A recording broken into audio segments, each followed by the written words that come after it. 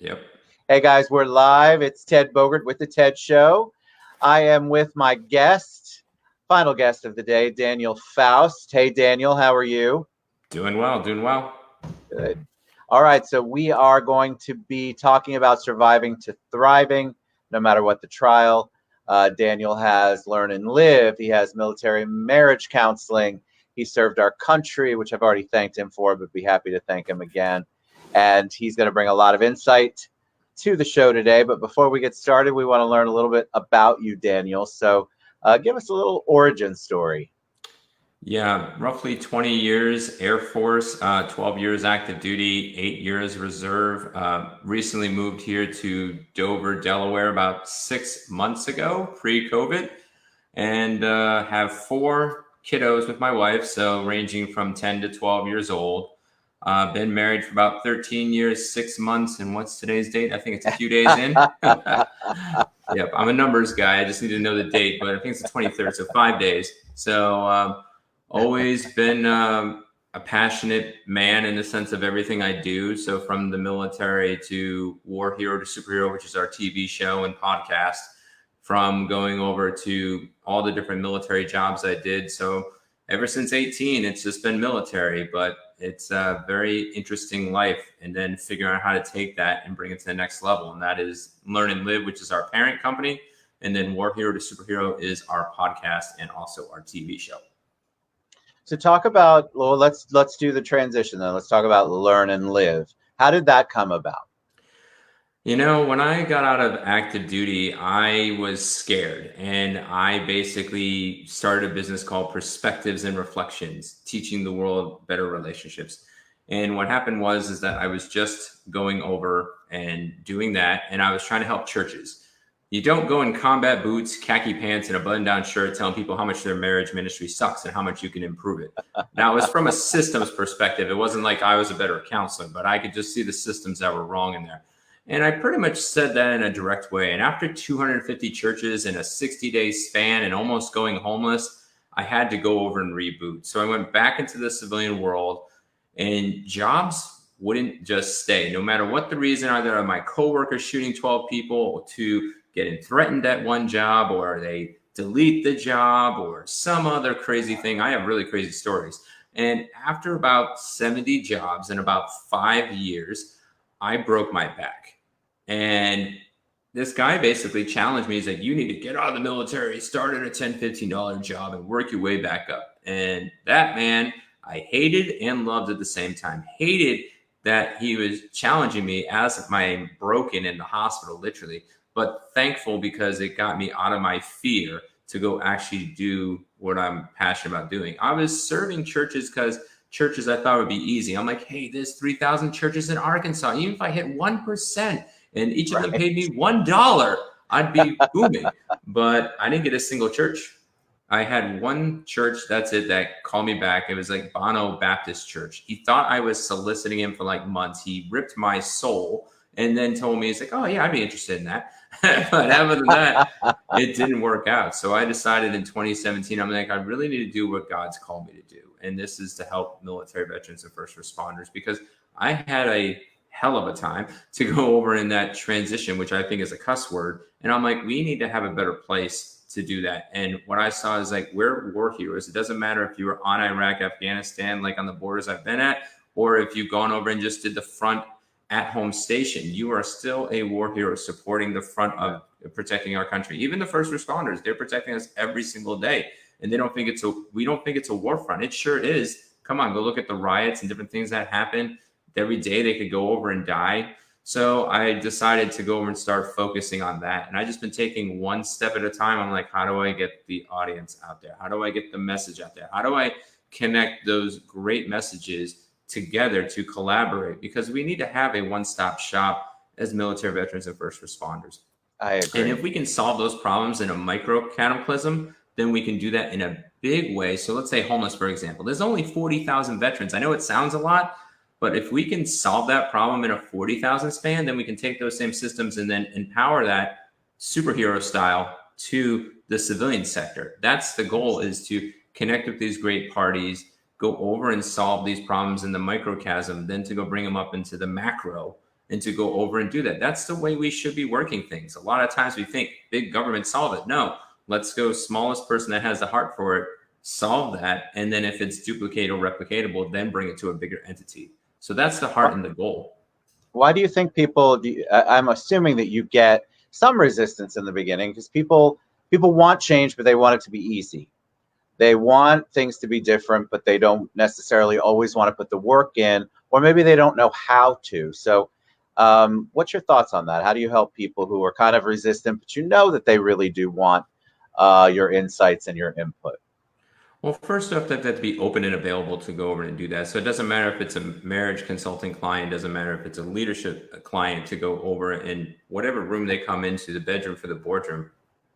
They first have to be open and available. They have to know, like, and trust you to go over and do that. And once they do, you step where they want to step. They have to overall make the choice. That's one of the hardest things I did in marriage. I thought, like, when I early got married and almost lost my wife twice because of my idiocy, that I thought I could do this to fix the marriage, not physically, but mentally, emotionally, Right. spiritually. If I keep hitting the walls, I'll go over and break through. A true war hero knows to go when to break the walls and not when to break the walls. There's like a really saying that I say, I can either beat the walls down or you can walk the walls of Jericho. It sounds weird, but when you walked around the walls of Jericho one time every day, and then it was 7 times on the 7th day, the walls came tumbling down.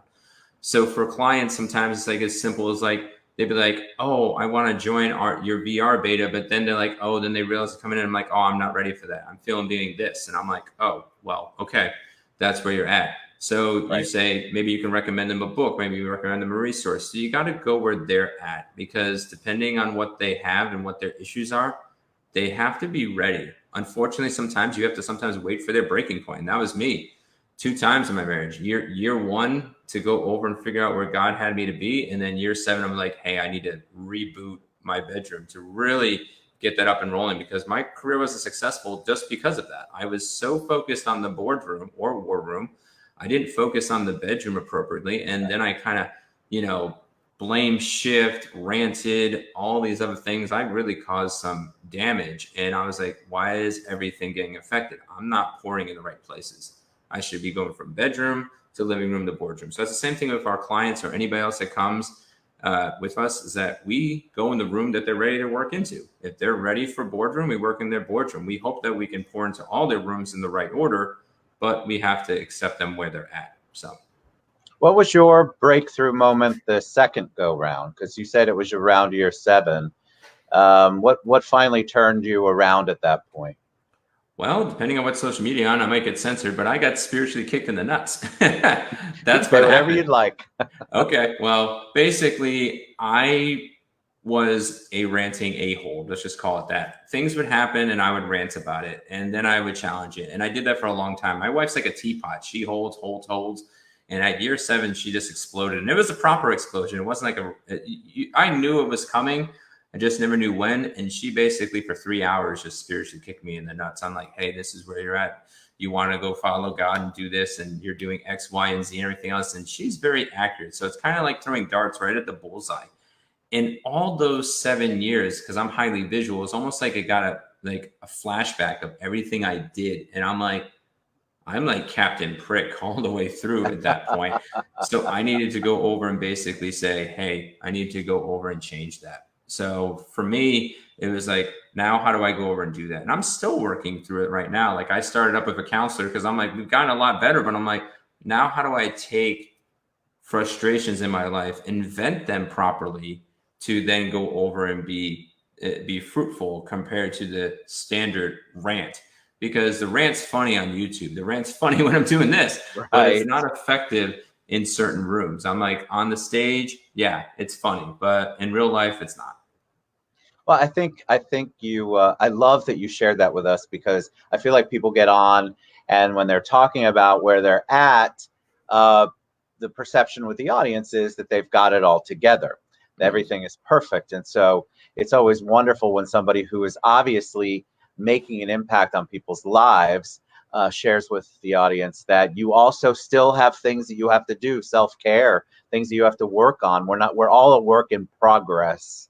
Mhm. Just depends on where it's at. Where did the TV show part come? How did that come about? I started with Facebook about well, I did radio first. So I did radio for 6 months, and I was coming from the Christian perspective at first. And for me, I'm like, military veterans and first responders were not there yet. And Christians take even longer to adopt stuff. It's like crazy. But so I did that for 6 months, learned my wheels and cogs, how to deliver content there. And then I did a Facebook Live on the radio show, and I got more traction, more audience, and everything else. And this is when Facebook Live was new. And I'm like, they're interacting with me. They're asking questions. Why am I paying X amount of dollars when I'm not getting what I'm looking for? So I dropped out of AM radio. Back to Basics was the original show. And then I started doing Facebook. And Facebook has got me some traction on helping people and some paying clients here and there. And I'm like, it's really simple for me now. I mean, after 2.5 years of going over and doing this, it's like I could do a Facebook Live on anything. And like, you could give me contact of your business. I take an hour or two to go over and do it, and I could deliver your business. Not as well as you could, but I could at least BS through it. It's just Right. one of those gifts I have. So now I take the BS out of it and actually go deep, and I started focusing on Facebook. And I've been pivoting on the model a bit for the past several years and how to effectively deliver it. So about 3 to 4 months ago, I was just doing Facebook. I wasn't doing StreamYard yet. I was just doing a Facebook, a YouTube. I was doing all these different lives all throughout the day. So I do 2 to 3 a day, and I was going back and forth. And this wasn't even my full-time job. So I'm pumping out material and whatnot. And I'm like, I need to get to the next level in that particular garden. How do I effectively do that? And I saw Megan Fenyo, which her show's I Am Enough TV off the Easy Way Network. And she was doing a show. And I'm like, she posted that she was on TV and she actually showed herself. And I'm like, how did you go over and do this? And I connected with her. And then Denise, with the CEO of the Easy Way Network, connected with me. And she loves the premise because she has a lot of ideas she wants to do with the veterans. She wants to go over and build an 80-acre land to go over and help with veteran homelessness and transformation and whatnot. So I'm kind of like the cog in the piece of what she's wanting to do. She's got the big premise of doing these amazing things, and then me and teams can go over and make it reality. So I decided, I looked at my budget and I'm like, how much is it for a show? It is very affordable. I went over and started the show, and now we're like in episode 9 or episode 10. So we've been up and rolling for about Awesome. 2.5 months. And all I do is what I take during the week, like a topic, like in the bedroom, like about reconnection. I'll do my 3 to 5 episodes, and then I'll go over and I'll use Podopolo to upload the podcast. And then with the TV show, I take the sort of same content, change it about 10 or 15%, just record it and to make it organic and fresh, and then upload to the servers. And then the back office team then uploads it to all the different channels like Amazon, Roku, So all those cool. other stations. Yep. Good for. I think that when you have a message like you do, when you're trying to make an impact like you do, there are so many opportunities out there now to make the impact on people who don't. I mean, back in the day, you had the 3 channels. You're probably not old enough to remember that, and but cable wasn't around, and so it's like now you can make an impact. There's so many choices, and people use them. That's why they're constantly looking through and scrolling.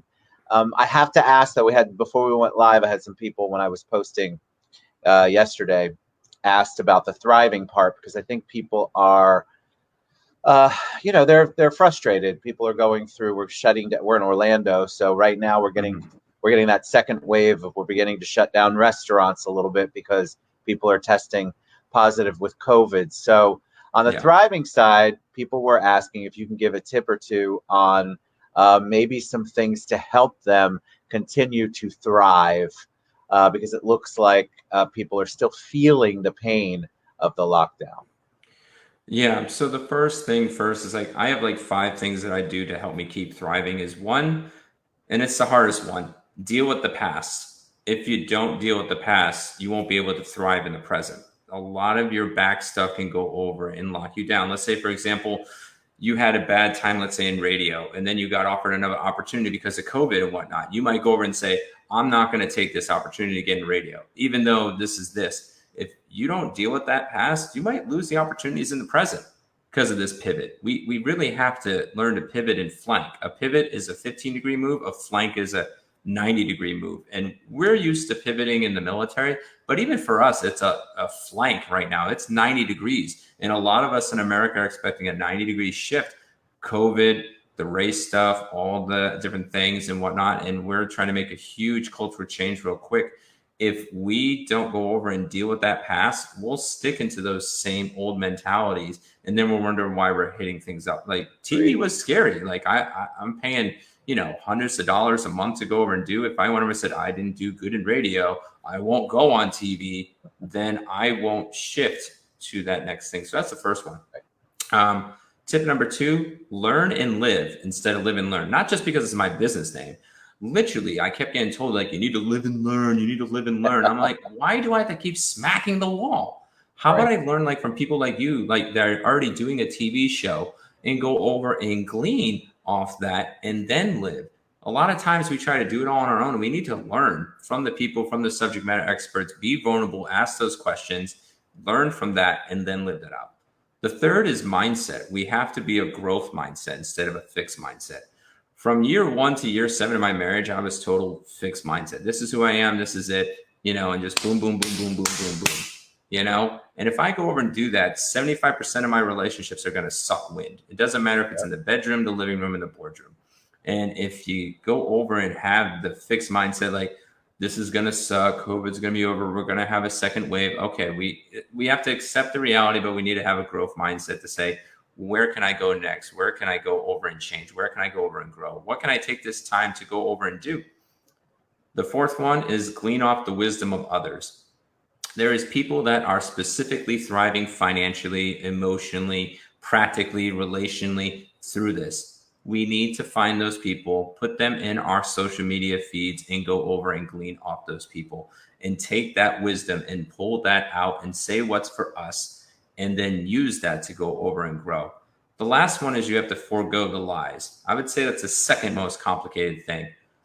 I used to work in mental health for a while, and there's a therapy called REBT. It's called Relative Emotive Behavioral Therapy. And it's really simple as this. We have an activating event. Let's say my radio show blows and it totally fails. Now my belief is like, I could never be any type of host, radio, TV, or whatever. And then the consequences is that I just sit here frozen. Foregoing the lie is now disputing with a trusted someone that is in your life, usually outside yourself, maybe books, self-help, maybe you're watching podcasts, whatever it is. I got to dispute that lie, because that was probably circumstantial. The whole radio station bombed afterwards, and 2 years later, it's totally dissolved. So I really chose the wrong radio station to go with. It wasn't me. And now, as I dispute that lie and start believing the truth, it's like, it wasn't me, it was that. Or maybe it was me, and I need to change that part of me, no matter what it is. Then as I dispute that lie, then my effects start changing, and then my feelings start changing.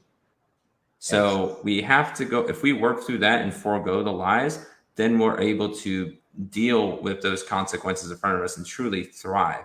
And over time, then it pours into those places, from bedroom to living room to boardroom. I don't have to be a billionaire to go over and to thrive. It's the overall who I am and who's the essence of that is going to be thriving, because COVID's going to come, COVID's going to stay, things are going to change, things are going to go over and flow, but we make the choice of who we are each and every day. So what choice do you want to go over and make? That's the surviving to thriving mentality. Surviving is just saying, we're just going to allow it to be. Where do I want to be is the thriving mindset. I think a lot of people live in the surviving. They just never seem to make it to the next level of thriving. I've asked people why, and most of them say it has to do with there's actually a comfort level of knowing what you're dealing with than trying to deal with the unknown, even if the unknown offers better opportunities. People are frozen. I get this question a lot, and I would like to ask you, since you are military, you help our military, what can a civilian do? What can civilians best do to help to support our military? There's so many groups out there. There's events, there's fundraisers, but I get asked a lot, well, I want to really make an impact. I want to do something that I know our servicemen and women are actually going to be impacted by.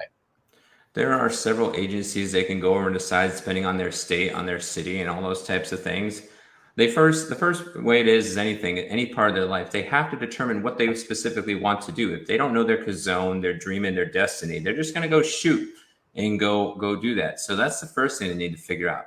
for me, it's like, oh, the churches are hurting and everything else because I chose a specific thought of need, but it wasn't a want, a desire, a passion. It wasn't something that I was gifted at. So the first part is they really need to decide if they really want to work with, military and veterans and first responders. They have to really decide that for themselves. Are they doing it because it's psychologically okay, socially okay? Hey, it's the movement, or are they going to truly do that? Because we're going to have our seasons of, just like we did back in the day, everybody hated vets, in certain wars and whatnot. And then everybody loves us. And then, that's the first step, is they need to go over and do that. Secondly, they can go as simple as to their Veterans Affairs and go to their VFW, then go to the Disabled American Veterans. They can go Google certain veteran passions. We have it all different things. Like Camp Comeback is a great place that raises money to help veterans on their next mission. There's several agencies. I mean, if they're really, truly passionate, but even getting to know their soldiers and getting to knowing their airmen, to getting to know the people that they're at, that's huge too.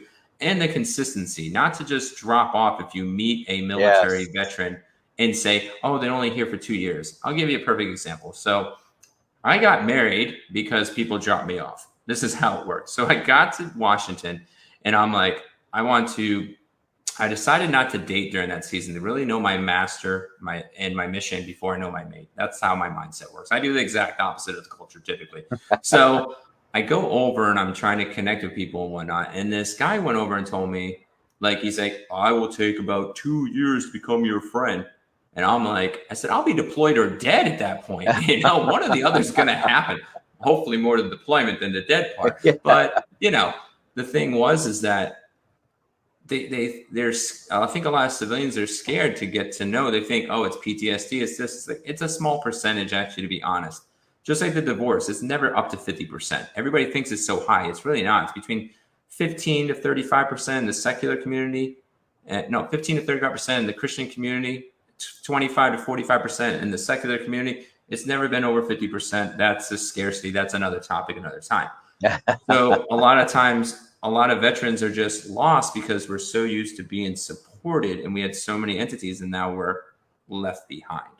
So just getting to know your veterans, being there in that consistent thing, go be uncomfortable in a conversation, learn the acronyms, what they go over and say, and not just glaze it over and whatnot. Like if I'm really frustrated that I've been working on EPRs the whole time, it's an enlisted performance report. All it is kind of like your yearly report. And when you go get a job, your civilian appraisal, that's the only difference. We just use bullets instead of real English. We like short words, a bunch of acronyms and whatnot. And that's it. And that's the simplest way, is to go over and connect. And as you figure out and you connect with those veterans and figure out what you're really passionate about, then you can start Googling and resourcing. And if not, then they can, if that's difficult for them and they need a translator, they can come to me. I mean, it's a paid service, of course, and I can help them follow that thing, because all my military veterans, first responders are free for 20 minutes. If a Patriot comes up, it's like, hey, now I'm having to do additional work to help you transform to whatever superhero passion that you have for yourself. But yeah, so there's several different ways to do that, but that's at least from my perspective. If I had a passion for that, that's what I would do. So if people want to support the heroes, the superheroes, maybe they want to talk to you, they're military, they want to talk to you about their marriage. What is it? Leave No Marriage Behind, I think, is also something that I didn't write here, but it's tagged in one of the posts. What's the best way for them to reach out to you? The best way to go over and do is, there's several ways. They can find me on Facebook, Daniel Faust. They can find the Learn and Live on Facebook. They can also track the TV show War Hero to Superhero and the podcast. Best way is just to direct message me. But our Leave No Marriage Behind is our book. It's our marriage book. We basically took 86,000 marriage books, thought what was the best of the best, and consolidated it down to like an Encyclopedia Britannica. So you have 5 to 6 powerful pages of, hey, if you're struggling in sexual intimacy, here's Under the Sheets. If you're struggling in communication, here's People Puzzles. And then we point them to the right resources. They also, if a fellow military veteran first responder wants to start service with us, we do 20 minutes free. Again, direct message me. They can also go to our Patreon, and people can either donate to the Patreon to fellow military veterans and first responders, or if a military veteran first responder wants to become part of our Patreon, they can. and they decide on where they want to go, like marriage superhero, family superhero, leadership superhero, advanced superhero tactics, and then the superhero sanctum, ranging from $5 to $100 a month. And then the services are listed in our patreon.com/thrive not survive. Fantastic. All right, man. Thank you so much for being on the show. Lots of great information. You do so much. So I think I mentioned before, if I haven't, I was thinking it. I would love to have you come back on and get in depth on some topics and some subjects. I think that would be great for people, because people are hungry for information. They're looking for somebody that you obviously have the background, so that adds credibility. You've been through it, which also helps. And so that always is a positive for the audience. Thank you so much for what you're doing, Daniel. I appreciate it. Yeah, you're welcome. All right, Daniel Faust. Thanks a lot. You guys will be back tomorrow. Reach out to Daniel. He's awesome. Bye, guys.